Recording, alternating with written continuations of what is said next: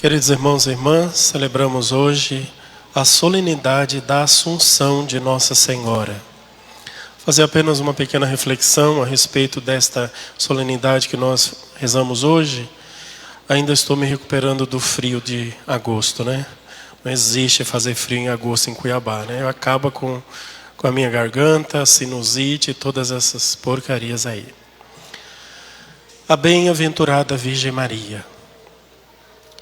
Maria, ela é a criação de Deus mais perfeita. Deus criou o paraíso e no paraíso colocou Adão e Eva. Adão e Eva eram imaculados, eles não tinham pecado. Eles foram colocados no jardim para serem felizes para sempre. Mas decidiram desobedecer a Deus e estragaram a criação com o pecado original. E a criação, então, ficou marcada para sempre com a desgraça do pecado. E assim ficou sempre. Quando chegou a plenitude dos tempos de São Paulo, Deus recriou o paraíso. E o paraíso agora é recriado na Virgem Maria. Ela é criada sem o pecado original, a criação de Deus, uma criatura de Deus. Ela é formada no ventre da sua mãe, sem o pecado original, e não sofre as consequências do pecado em absolutamente nada. Ela, aquela que obedeceu, aquela que esteve sempre à disponibilidade de Deus e cumpria plenamente toda a vontade de Deus.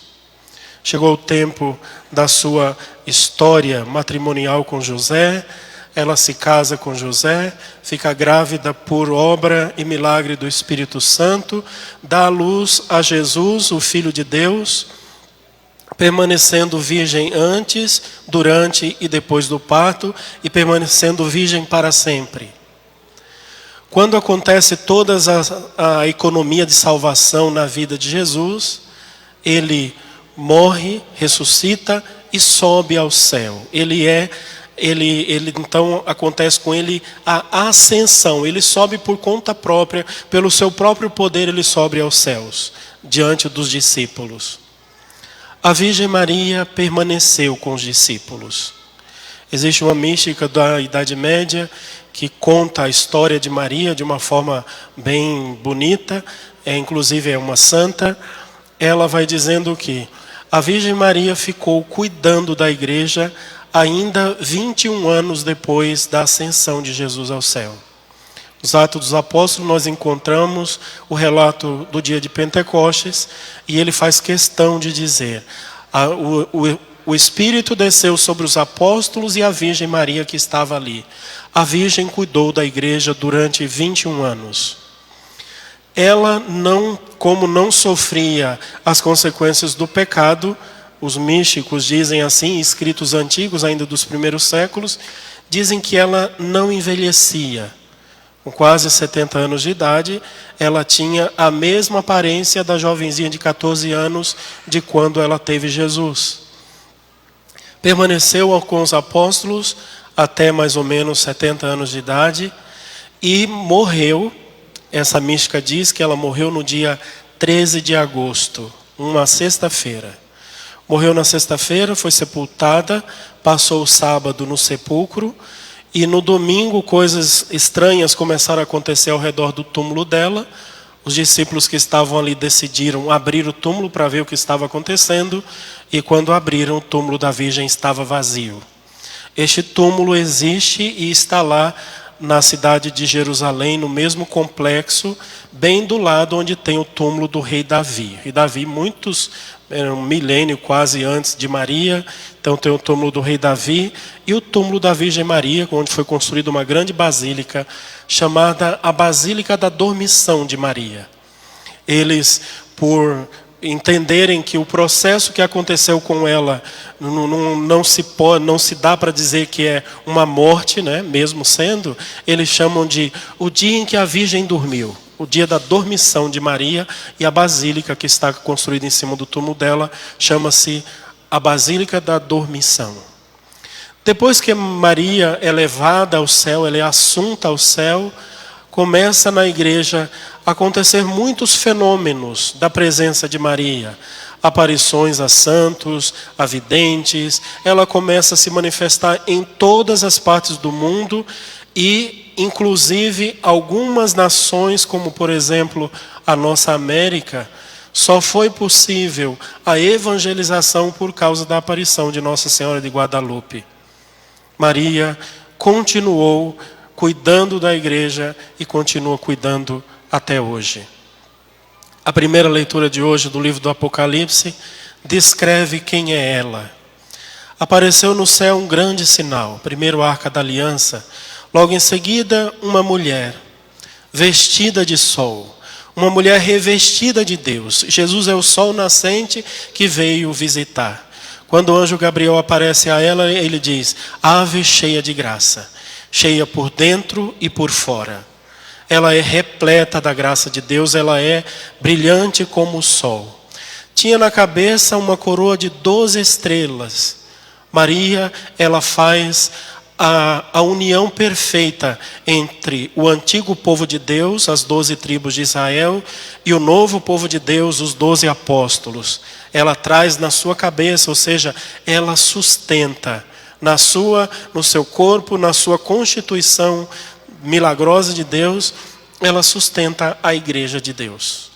Então, desde os primeiros séculos da igreja, sempre se celebrou com muita honras este dia da Virgem Maria, o dia da Assunção, o dia que ela subiu ao céu. Mas é interessante que passaram-se aí vários séculos e nunca foi declarado pela igreja que a Virgem Maria tinha subido de corpo e alma para o céu. Até que no ano de 1950, portanto bem recente, aí antes inclusive do Concílio Vaticano II, o Papa escreveu uma carta dizendo exatamente isso. Terminados seus dias na terra, a Virgem Maria foi assunta ao céu de corpo e alma. Somente Maria e Jesus são os únicos corpos que estão no céu. Todos os outros corpos vão ter que esperar o dia da vinda de Jesus. Os outros corpos, como por exemplo Santo Antônio, que está a sua imagem ali, a língua de Santo Antônio não se decompôs até hoje. Está lá na Basílica de Santo Antônio, lá na Itália. Está intacta. Mas no dia que Jesus voltar, o corpo inteiro de Santo Antônio vai ser restaurado e levado para o céu. Santa Bernadette Soubirous, o corpo inteiro dela está intacto ainda. E tantos santos, nós temos santos dos primeiros séculos que nunca se decompuseram até hoje. Porque no final dos tempos todos nós seremos restaurados e levados para o céu, assim como já aconteceu com a bem-aventurada Virgem Maria, a nossa mãe.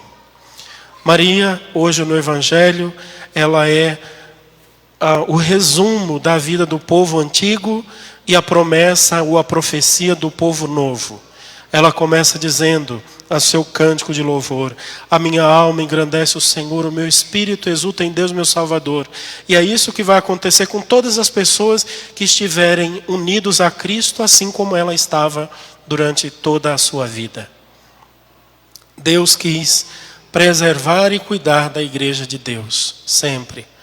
E Ele sabia que para uma igreja se manter única, como nós, como a nossa, desde o primeiro século até hoje, precisaria de uma mãe. Não sei se vocês se lembram, os mais antigos, aí os mais velhos, né?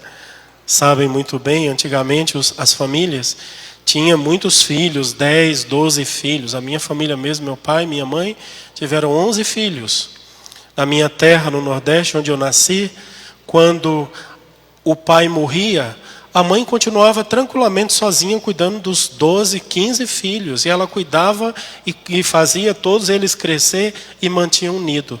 Mas quando era a mãe que morria, geralmente o pai distribuía os filhos, dava para os cunhados, para os tios, para os avós cuidarem, porque um pai não dá conta.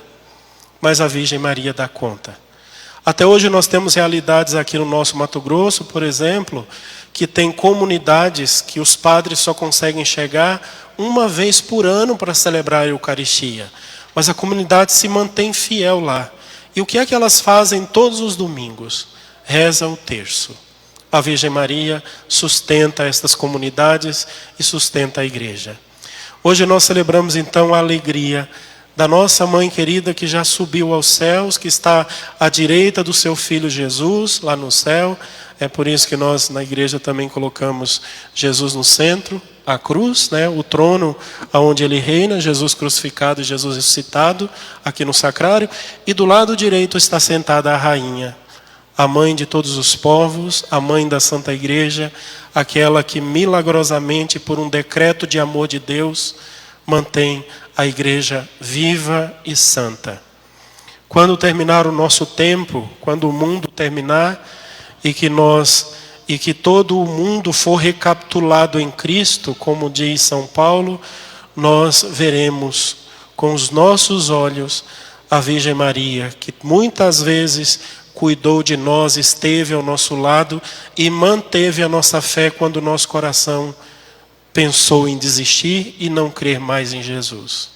Que a bem-aventurada Virgem Maria permaneça em nossa vida, em nossa igreja, sustentando como mãe bondosa a nossa fé. Amém.